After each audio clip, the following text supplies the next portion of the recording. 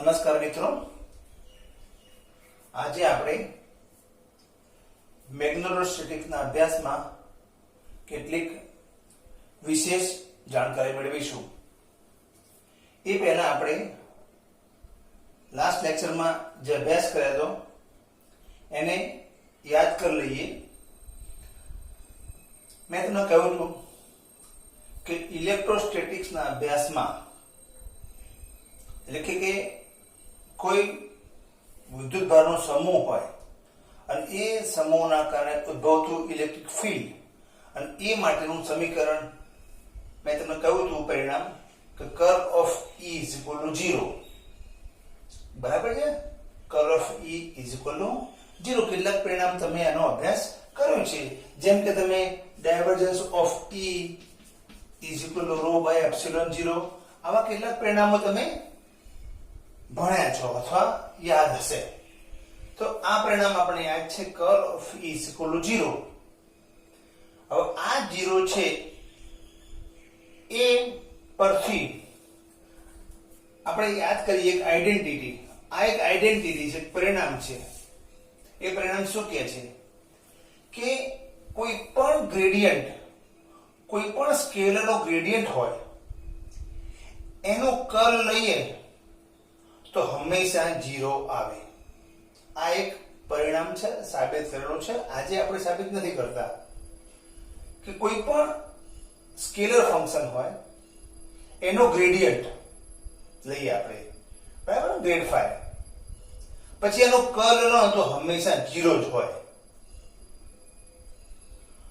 તો આ curl of E 0 છે તો તમને નથી લાગતું કે આ પણ જોઈએ તો ખરેખર E કોઈ સ્કેલર ફંક્શનનું ગ્રેડિયન્ટ હશે? એવું ના કહી શકીએ, કારણ કે gradient of a curl is 0. Gradient of a curl is 0. તો આ કર્લ 0 છે, મતલબ કે E એ તમારો કોઈ સ્કેલર ક્વોન્ટિટીનો ગ્રેડિયન્ટ હશે. તો આ પરિણામના આધારે આપણે કહી શકીએ છીએ કે E is equal to minus grade phi. સીધું પણ તમે આ રીતે લખી શકો છો. જો કે આમ તો સાબિત કરેલું છે, પણ જસ્ટ સમજવા માટે. એટલે આપણે એમ પણ કહ્યું હતું કે E is equal to minus grade phi. અહીં સદિશ બતાવવાનું, કદાચ ભૂલી ગયા તો આપણે સમજી લઈશું. હવે માઇનસ ગ્રેડ phi તો તમે તો પછી grade d by dx, d by dy, d by dz એવું તમે કહી શકો છો.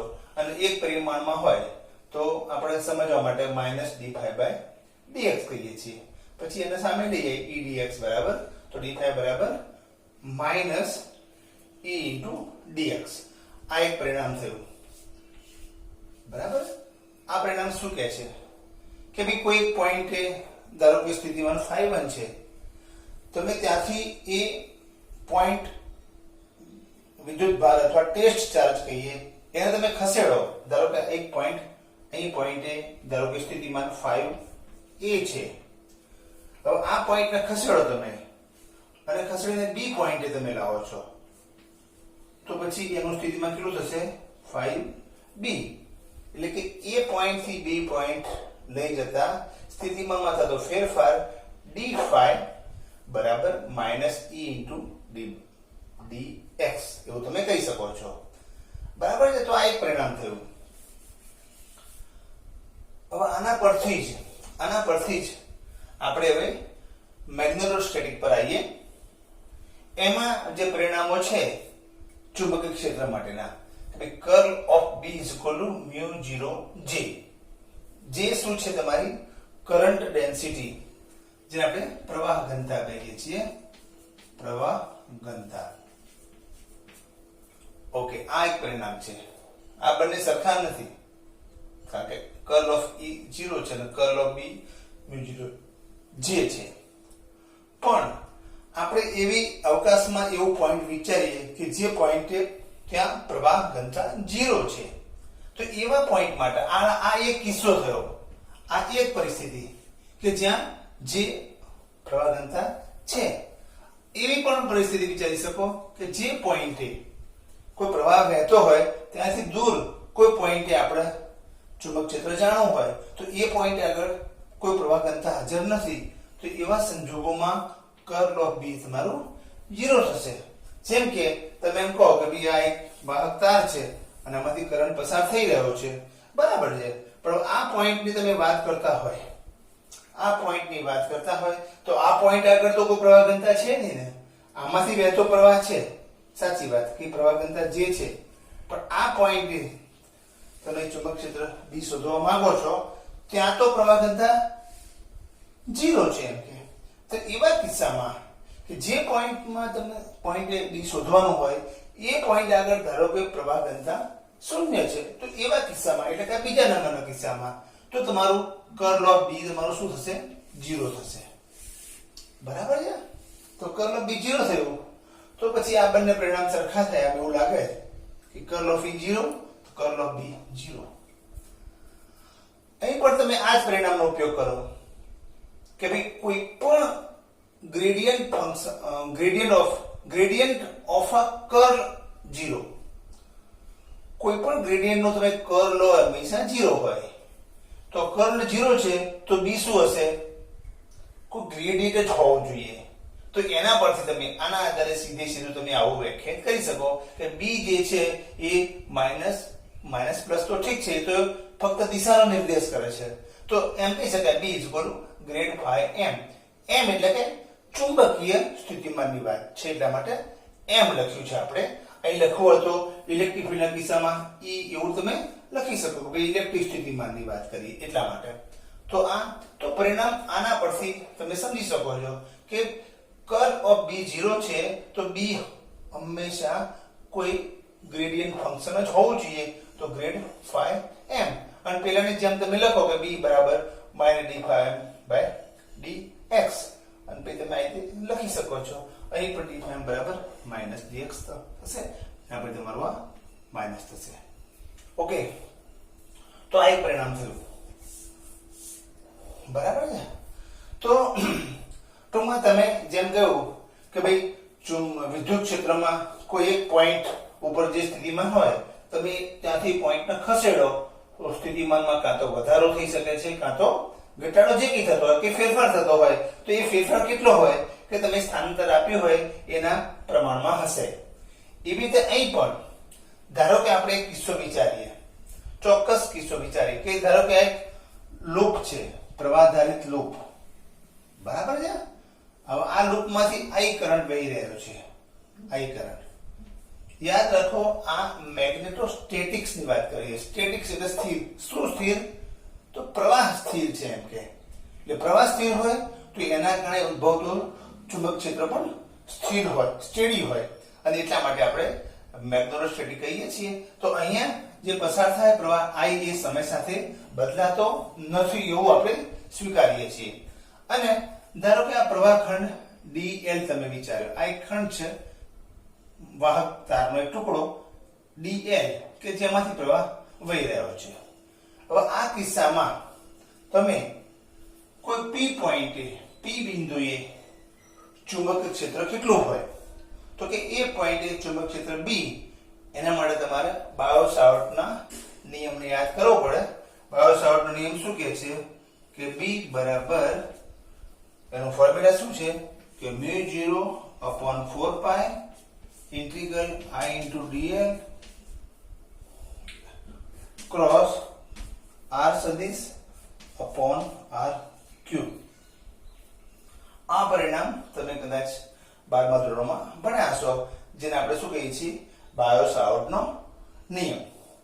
એટલે આ નિયમના આધારે કોઈ p પોઈન્ટે ઉદ્ભવતું ચુંબક ક્ષેત્ર એ આઈડિયલ પછી આ બધા પ્રવાહ ખંડનો બધો સરવાળો કરો, તમે ઇન્ટિગ્રેશન કરો છો એટલે આ પોઈન્ટે ઉદ્ભવતું ચુંબક ક્ષેત્ર B તમે જાણી શકો છો.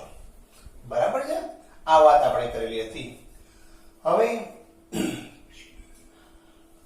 આપણે એક્ચ્યુઅલી આ પોઈન્ટ P માટે આપણે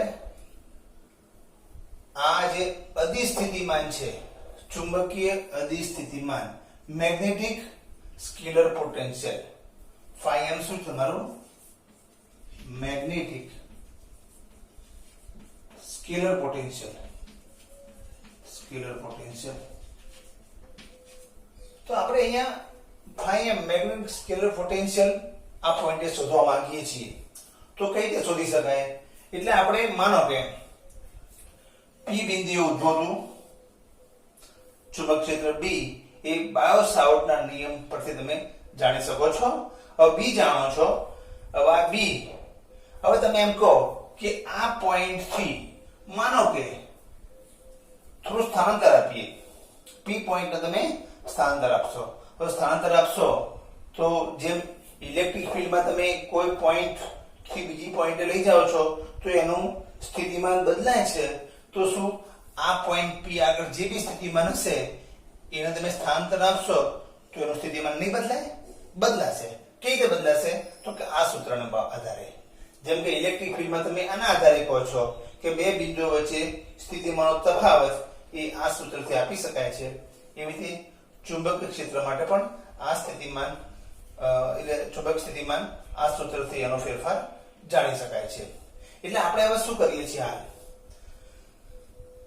ધારો કે ઉદાહરણ તરીકે ધારો કોઈ દિશામાં સ્થાનાંતર આપ્યું. મેં આ સ્થાનાંતર આપ્યું કેટલું?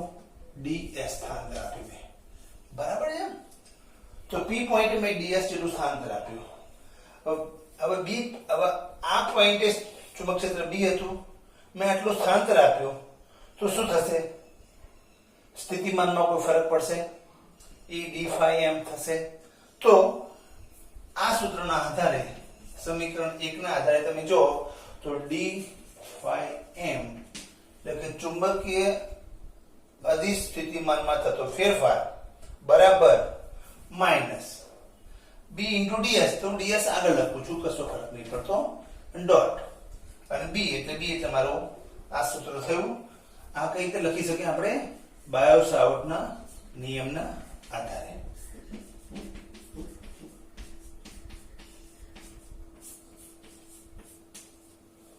બરાબર છે? આમ મેં લખ્યું. ઓકે, હવે આને જરા રીસફલિંગ કરીએ. રીસફલિંગ એટલે શું? હવે આ I જે છે એ તો સ્ટેડી પ્રવાહ છે, સંકલન સાથે એનો લેવા દેવા નથી, માટે એને બહાર કાઢી શકીશું. આ જે સ્થાનાંતર છે મેં ds આપણને જે અનુકૂળ લાગે એટલે ધારો કે ds જેટલું સ્થાનાંતર કર્યું તો ds સ્થાનાંતર તો એ ફિક્સ સ્થાનાંતર છે, એને કોઈ સંકલનનો કોઈ નિસ્બત નથી, માટે એને અંદર લઈ શકાય, આને બહાર લઈ જઈ શકાય, એવું આપણે કરી શકીશું. બરાબર છે? તો પછી આને હું માઈનસ μ0/4 પાઈ I બહાર લઈ લો. બરાબર? ઇન્ટિગ્રલ ds ને આપણે અંદર લઈ જઈએ તો ds dot dl cross r upon r cube. બરાબર? અહીં મેં શું કર્યું તમે સમજી શકો છો કે આને અંદર લઈ ગયા, કારણ કે સ્થાનાંતર આપણે કર્યું છે અને સંકલન સાથે સીધી કોઈ નિસ્બત નથી એટલે અંદર લઈ જઈ શકાય. અહીંને આપણે બહાર લઈએ, આ પ્રમાણે મેં લખ્યું. ઓકે, હવે આ જરૂર નથી અને આપણે આ દૂર કરી દઈએ. જો કે આ પરિણામો પણ હાલ જરૂર નથી, પણ કઈ વાંધો આપણે રહ્યા હાલ પૂરતા. હવે આ જે છે તમારું d phi m ds into r.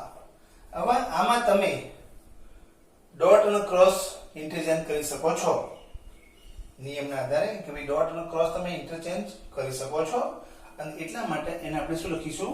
અહીં લખો તો અહીં લખી નાખીએ. ચલો, d phi m બરાબર minus μ0/4 pi I integral ds cross dl. આ ડોટ ત્યાં ક્રોસ લખી નાખ્યું અને r upon r ક્યુબ. આ એક પરિણામ મેં લખ્યું આના પરથી. અહીં મેં ફક્ત ડોટ અને ક્રોસ નો મેં ઇન્ટરચેન્જ કર્યું છે વેક્ટર એલ્જિબ્રાના આધારે, તે આપણે કરી શકો છો. માટે dx ક્રોસ dl અને ડોટ r ડોટ અને પછી r ક્યુબ. બરાબર? આ પરિણામ મેં લખી નાખ્યું છે. ઓકે, આ એક પરિણામ થયું. મતલબ એવો થયો કે કોઈ પોઈન્ટ P એનું સ્થાનાંતર તમે કરશો ds કોઈ પણ દિશામાં આપણને ગમે એ અનુકૂળ મેં ds જેટલું સ્થાનાંતર કર્યું અને એ સ્થાનાંતર b * ds આ સૂત્રના આધારે એ સ્થાનાંતર કરશો તો એના સ્થિતિમાનમાં ફેરફાર થાય છે. બહુ સ્વાભાવિક વસ્તુ છે. તો આ સૂત્રના આધારે તમે b ની કિંમત મૂકી અને આ મેં લખ્યું, થોડા ઇન્ટરચેન્જ કરી અને આ પ્રકારે પછી ડોટ અને ક્રોસ ઇન્ટરચેન્જ કરીને આ પ્રમાણે પરિણામ આવ્યું. બરાબર છે? આ એક પરિણામ છે. હવે આની જરૂર નથી માટે આને આપણે કેન્સલ કરીએ છીએ. બરાબર? અને આ પણ કેટલીક બાબતો વધારાની દૂર કરીએ છીએ અને ફક્ત આ એક પરિણામ જ રાખું છું કે d phi m = -b * ds. એટલે જસ્ટ ક્યારેક રેફરન્સમાં કામ લાગે એટલા માટે. ઓકે, હવે તમે જો આ ds ક્રોસ dl અને એના પર તમે સ્થિતિમાનમાં થતો ફેરફાર જાણી શકો છો. હવે જરા થોડુંક આ ફિગર ઉપર પાછા આવો.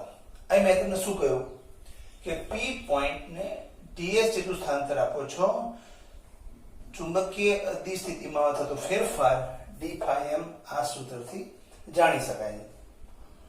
હવે આપણે એક કામ કરીએ કે ભાઈ આને આપણે સ્થિર રાખીએ. બરાબર છે? અને એની જગ્યાએ આ પ્રવાહ ધારિત લૂપને ખસેડીએ તો કોઈ ફરક પડે ખરો?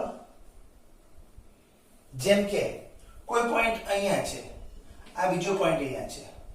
કોઈ એમ કે ભાઈ આ પોઈન્ટને આપણે ધારો કે ભાઈ x dx જેટલું આગળ લઈએ. બરાબર છે? આગળ dx જેટલું લઈએ તો અંતર ઘટ્યું. પણ કોઈ એમ કે ના ભાઈ મારે આ પોઈન્ટને તો નથી જ ખસેડવું, તો પછી મારે શું કરવું પડે કે આ પોઈન્ટને ધારો કે આ બાજુ ખસેડો dx જેટલું. તો બંને એક જ વસ્તુ થઈ ને? સમજે મારો પ્રશ્ન? મારી વાત સમજો તમે કે p પોઈન્ટ છે એને મેં ds જેટલું સ્થાનાંતર આપ્યું ગમે તે દિશામાં, પણ એ સમજવા માટે મેં એમ કહ્યું ભાઈ આ દિશામાં સ્થાનાંતર આપ્યું. ઓકે, તો આ અંતર ઘટી ગયું હશે ચોક્કસ. ભાઈ એ આ b હતું અને b ને તમે b' ઉપર લઈ જાય. એની જગ્યાએ શું કહે છે કે b પોઈન્ટ એનો જ રાખો ભાઈ, તો પછી a પોઈન્ટને હું a' આગળ લઈ જઈશું dx જેટલું આગળ. તો આ જેટલું અંતર એટલું જ અંતર આ છે.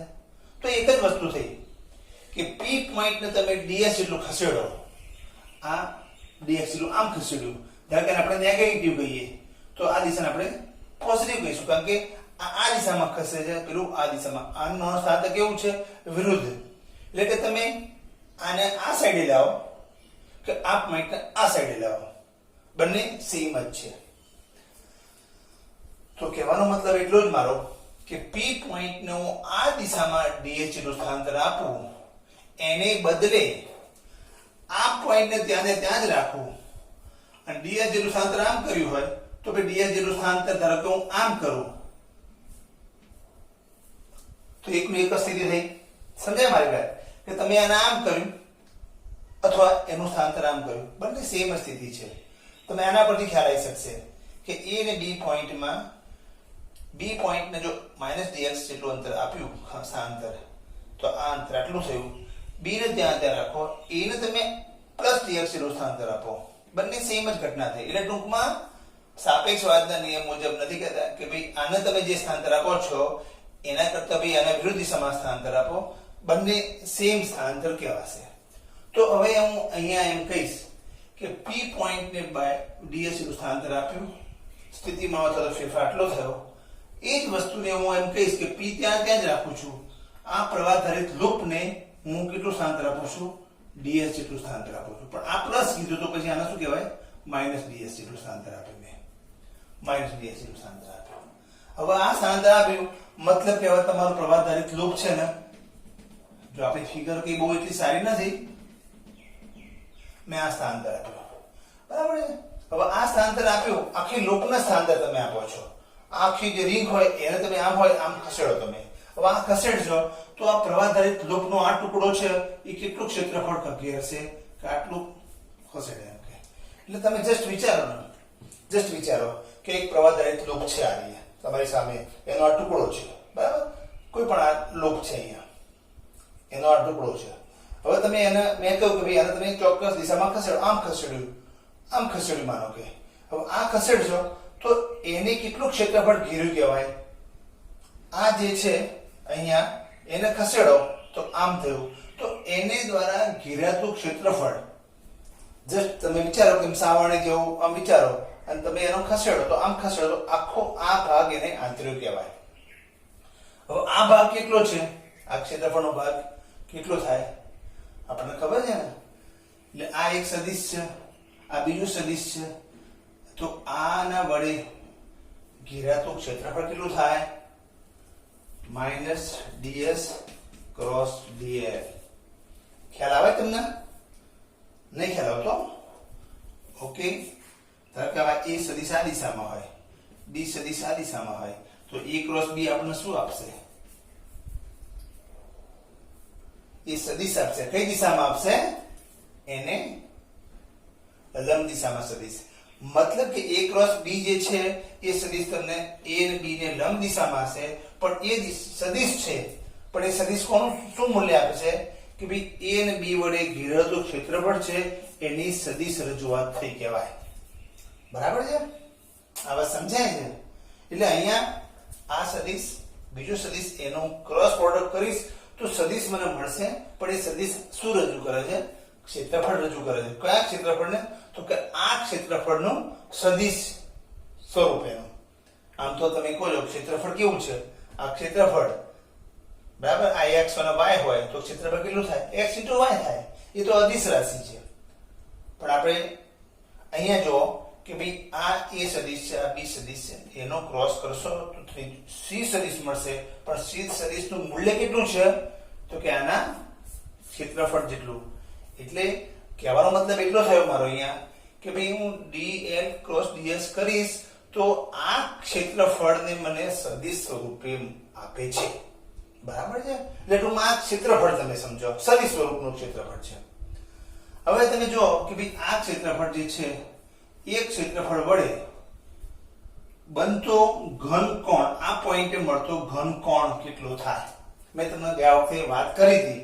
જો એટલે મતલબ કે આ શું આપે છે? એરિયા, ક્ષેત્રફળ આપણને આપે છે. બરાબર? સદિશ સ્વરૂપે એમ કે.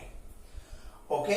અને આના વડે ઘેરાતું ક્ષેત્રફળ, એના માટે મેં તમને કહ્યું હતું કે આના વડે p પોઈન્ટ આગળ બનતો ખૂણો, જેને મેં કહ્યું હતું સોલિડ એંગલ. હવે જો ચિંતા કરશો નહીં, મતલબ એવો થયો, ધારો કે અહીં મેં એક આવો એરિયા લીધો, મેં એક રિંગ જેવો એરિયા લીધો, એનું ક્ષેત્રફળ કેટલું છે? આટલું ક્ષેત્રફળ છે. બરાબર છે? જસ્ટ સમજવા માટે. અને p પોઈન્ટે આપણે જોઈએ તો કે આના વડે બનતો અહીંયા સોલિડ એંગલ, કે અહીં આમ આ કેવી કોણ જેવી રચના થઈ p પોઈન્ટે, અને આ જે ખૂણો થયો એ સોલિડ એંગલ થયો તમારો. એટલે કે આ ક્ષેત્રફળ વડે p પોઈન્ટે મળતો સોલિડ એંગલ કેટલો? તો મેં તમને કહ્યું હતું કે ભાઈ આ સોલિડ એંગલ કેટલો થાય? તો કે ભાઈ આ જે ક્ષેત્રફળ જે છે એનું ક્ષેત્રફળ ધારો કે આપણે dA કહીએ, આપણે ક્ષેત્રફળ, અને ત્યાંથી અહીંથી આ અંતર ધારો કેટલું છે? r છે, તો dA/r² તમે કહો એ તમારું શું થશે? Solid angle. એને આપણે આવી રીતે d ઓમેગા વડે દર્શાવીએ છીએ. એટલે સોલિડ એંગલ આખી વસ્તુ મગજમાં હોવી જોઈએ સ્પષ્ટ, કે કોઈ એરિયા વડે કોઈ પણ આ એક મેં વર્ત આવો ગોળ આકાર લીધો, બરાબર છે, અને એ એક આકાર વડે p પોઈન્ટ આગળ મળતો સોલિડ એંગલ કેટલો હોય તો એના વડે અહીંયા બનતો ઘન કોણ. એટલે તમે હવે અહીં એમ જ વિચારો ને, કોઈ ટ્રાયકોન તમે ખાતા હોય, આઈસ્ક્રીમ નો કોન હોય એમ વિચારો તમે, અને એ એરિયા વડે અહીંયા જે ખૂણો કેટલો બને છે તો ફોર્મ્યુલા શું કહે છે કે એના વડે આ ઘેરાતું ક્ષેત્રફળ અને ભાગ્યા અંતરનો વર્ગ એટલે તમને સોલિડ એંગલ આપશે. આ સોલિડ એંગલ નો કન્સેપ્ટ હોય તો અહીં પણ ભલે આ આકાર આવો છે એમ કે આ કેવો છે? ચોરસ કે લંબચોરસ ગમે તે કોઈ આકાર છે એમ કે, કારણ કે તમે સ્થાનાંતર કેટલું આપો છો? અહીંથી અહીં જેટલું સ્થાનાંતર ds જેટલું સ્થાનાંતર આપ્યું છે.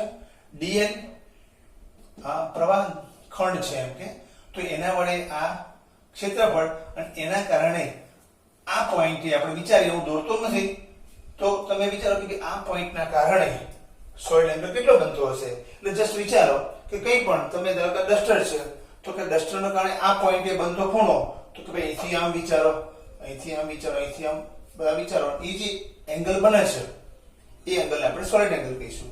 તો અહીં પણ મારા એ કહેવું છે કે આ જે છે ને ભાઈ, આ શું છે, સોલિડ એંગલ દર્શાવે એવું જ મારે બતાવવું છે તમને.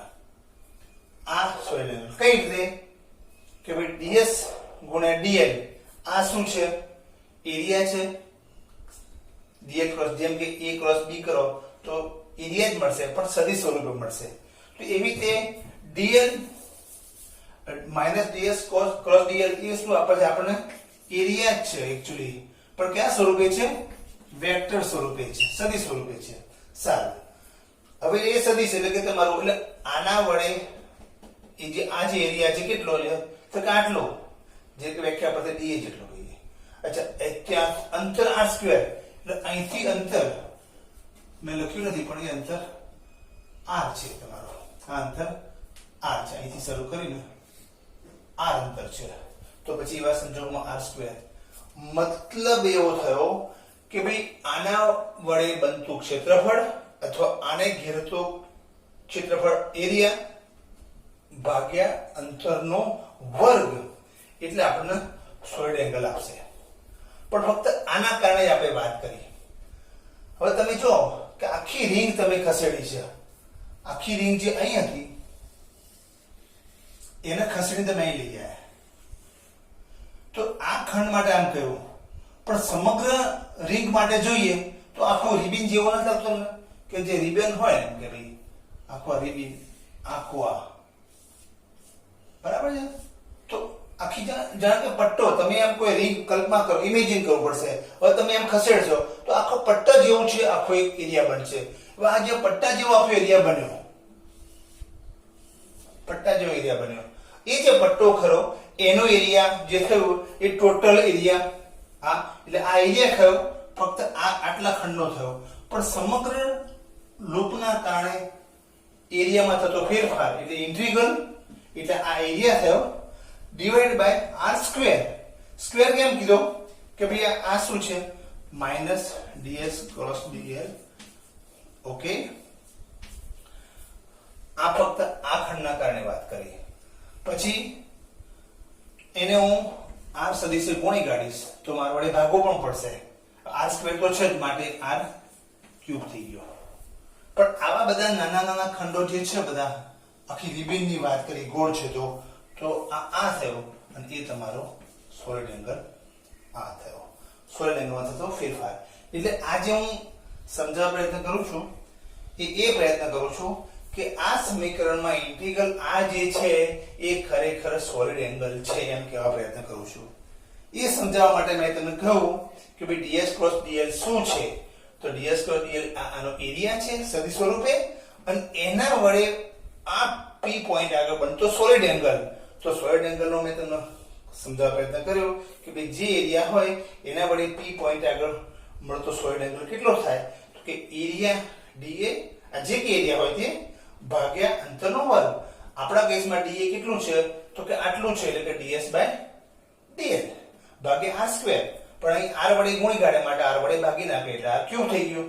અને આ સમગ્ર લૂપના કારણે તમે સંકલન કરશો તો સોલિડ એંગલમાં જે ફેરફાર થયો, એટલે p પોઈન્ટને ds જેટલું ખસેડ્યું, એને બદલે p પોઈન્ટને સ્થિર રાખી અને તમે રિંગને આખી ખસેડી, અને એના કારણે p પોઈન્ટ આગળ સોલિડ એંગલમાં થતો ફેરફાર કેટલો થયો, d ઓમેગા જેટલો. એટલે આ જે છે તમારું એ ખરેખર આ છે એમ કહી શકાય. બરાબર છે. તો અહીંયા જે મારે આ પ્લસ છે તો એને પ્લસ અંદર લીધો તમે, આ પ્લસ અહીં જે હતું ને એની જગ્યાએ શું આવશે, અહીંયા માઈનસ થશે. તો minus ds dl minus ds dl r over cube સંકલન. તો આ શું છે તમારો સોલિડ એંગલ. બરાબર છે. ફરી એક વાર મતલબ એકદમ શોર્ટમાં જે કહેવા માંગુ છું તે તમે અહીં સુધી તો સિમ્પલ પરિણામ લઈ આવ્યા હતા. પછી તમારે ખાલી એટલું જ કહેવાનું છે કે ds ક્રોસ dl એ એરિયા છે, સદિશ સ્વરૂપે છે, એરિયા ભાગ્યા અંતરનો વર્ગ, એટલે આ તમારો તમારો સોલિડ એંગલ છે. અહીં આર ક્યુબ કેમ થઈ ગયું? કારણ કે આર વડે ગુણી કાઢ્યા માટે એટલે આર ક્યુબ કરી નાખ્યા, એટલે એરિયા ભાગ્યા અંતરનો વર્ગ, પણ આર અહીં ગુણી કાઢ્યા માટે અહીં આર ક્યુબ થઈ ગયા. તો આના આધારે સંકલન કરશો તમે તો આ તમારો સોલિડ એંગલ થયો. બરાબર છે? સમજવું જરૂરી છે. બરાબર છે? તો તમારા મગજમાં ખ્યાલ હોવો જોઈએ. હવે આ બધી નાની નાની વાતો છે પણ બહુ ઇમ્પોર્ટન્ટ વસ્તુ છે. કે તમને હજુ એમ થાય કે એરિયા વેક્ટરમાં ક્યાંથી આવી ગયો? એમ કે એરિયા તો એરિયા છે ને. કોઈ ટેબલ હોય કે રૂમ હોય તો લંબાઈ ગુણ્યા પહોળાઈ એટલે ક્ષેત્રફળ સદિશ સ્વરૂપે દર્શાવવું હોય, કારણ કે ઇલેક્ટ્રોસ્ટેટિક્સ ના અભ્યાસમાં એરિયાને આપણે ક્ષેત્રફળ તરીકે રજૂ કરીએ છીએ. તો કઈ રીતે કરી શકાય? તો કે આ રૂમ હોય તો આને આપણે a સદિશ કહીએ, આને b સદિશ કહીએ, અને a ક્રોસ b કરીશું એટલે c સદિશ મળશે. પણ એનું મૂલ્ય કેટલું હશે? a ક્રોસ b, a અને b સદિશ વડે ઘેરાતું ક્ષેત્રફળ હશે. એટલે આ ક્ષેત્રફળ થયું તમારું. બરાબર છે? r ગુણ્યા માટે r વડે ભાગી નાખી એટલે r ક્યુબ થઈ ગયું. તો એરિયા ભાગ્યા અંતરનો વર્ગ એટલે સોલિડ એંગલ થયો. અને સમગ્ર રિબિનના કારણે આખું જે પટ્ટો વિચારો છે એના કારણે ટોટલ સોલિડ એંગલમાં થતો ફેરફાર d ઓમેગા બરાબર આટલો થયો. અને એના આધારે d phi m બરાબર mu 0 I upon 4 pi. અને આ જે છે શું છે તમારું માઇનસ, એટલે મેં તમને કહ્યું d ઓમેગા છે. d ઓમેગા શું છે? Solid angle. સોલિડ એંગલમાં થતો ફેરફાર. આ રિબિનના સ્થાનાંતરને કારણે આ સ્થાનાંતર જે આ જે આખો એરિયા ઘેરાયો તમે તો એના કારણે p પોઈન્ટ આગળ સોલિડ એંગલમાં થતો ફેરફાર થયો. આવી રીતે એટલે p પોઈન્ટે સ્થાનાંતર આપો તમે અને સ્થિતિમાનમાં જે ફેરફાર થાય છે તો આના પરથી એમ કહી શકીએ કે p પોઈન્ટ આગળ p બિંદુ પાસે સ્થિતિમાન phi m કેટલું હશે? સ્થિતિમાન phi m બરાબર mu 0 I upon 4 pi into omega. એટલે અહીંયા પ્રવાહ-ત્વરિત લોપના કિસ્સામાં અધિસ્થિતિમાન phi a એને આપણે સોલિડ એંગલ ના સંદર્ભમાં રજૂ કર્યું. બરાબર છે? તો આ તમે સોલિડ એંગલના સ્વરૂપમાં રજૂ કરી શકો છો. તો આ એક સ્પેસિફિક કિસ્સામાં તમે શોધી કાઢ્યું. એટલે ટૂંકમાં યાદ રાખો મિત્રો કે મેગ્નેટોસ્ટેટિક્સમાં કર્લ ક્રોસ b બરાબર 0 હોય એવા કિસ્સા માટે જ તમે d phi m બરાબર આ વ્યાખ્યાયિત કરી શકો છો. માઈનસ ગ્રેડ phi m વ્યાખ્યાયિત કરી શકો છો. ક્યારે? જ્યારે આ 0 હોય ત્યારે જ. અને એવા કિસ્સામાં હવે આપણે આ રિંગ માટેના કિસ્સામાં જોયું કે આ અધિ સ્થિતિમાન આવું આપણને મળે છે. અને આ અધિ સ્થિતિમાન શેના સંદર્ભમાં રજૂ કર્યું? સોલિડ એંગલના સંદર્ભમાં. તો સોલિડ એંગલની વાત કરીએ તો તમને ખ્યાલ આવવો જોઈએ કે સોલિડ એંગલ એટલે શું? તો કોઈ પણ આકાર તમે લો અને એ એરિયા છે એના વડે કોઈ પોઈન્ટે ઘેરાતો એટલે બનતો ખૂણો, તો એ આખો એરિયા ડિવાઈડ બાય એનો અંતરનો વર્ગ કરશો તો સોલિડ એંગલ આપણને મળશે. અને એ કન્સેપ્ટના આધારે આ સમજાયું છે. બરાબર છે? હવે કેટલીક ઇમ્પોર્ટન્ટ વાતો, આજે મેં વાત કરી છે. હવે જો સમજવું જરૂરી છે પણ ક્યારેક ના સમજાય તો એટલું યાદ રાખી શકાય કે ભાઈ આ જે છે એ સોલિડ એંગલને જ રજૂ કરે છે, માટે આની જગ્યાએ આ લખી અને વાતને પૂરી કરી શકાય. પણ હું એમ સમજુ છું કે એવી રીતે પૂરી કરવાની જગ્યાએ તમે સમજો કે ds ક્રોસ dl છે એ એરિયા રજૂ કરે છે અને એરિયા બાય ક્ષેત્ર r નો સ્ક્વેર તો તમને શું આપશે? Solid angle. તો આ સોલિડ એંગલ છે એટલા માટે તે લખી શકાય. હવે કેટલાક અગત્યના પરિણામોની આપણે વાત કરી લઈએ. જો કયો પરિણામ અગત્યનું? આ જે phi m જે છે મેગ્નેટિક સ્કેલર પોટેન્શિયલ એ સોલિડ એંગલ. હવે આમાં એક પ્રોબ્લેમ એ છે ચુંબકીય અધિસ્થિતિમાનમાં, કારણ કે આપણે અત્યાર સુધી આમ કહીએ કે ભાઈ આ p પોઈન્ટે સ્થિતિમાન phi m એ એના સોલિડ એંગલ પર આધારિત છે. પણ અહીંયા તમે માનો કે હવે આ p પોઈન્ટને તમે ખસેડી તો ટૂંકમાં અહીંયા જે phi m p આગળ નો phi m એ સોલિડ એંગલ પર આધારિત છે અને આ સોલિડ એંગલ એ મલ્ટી વેલ્યુડ ફંક્શન છે. મલ્ટી વેલ્યુડ એટલે કે એની કિંમત એક કરતા વધારે હોય છે.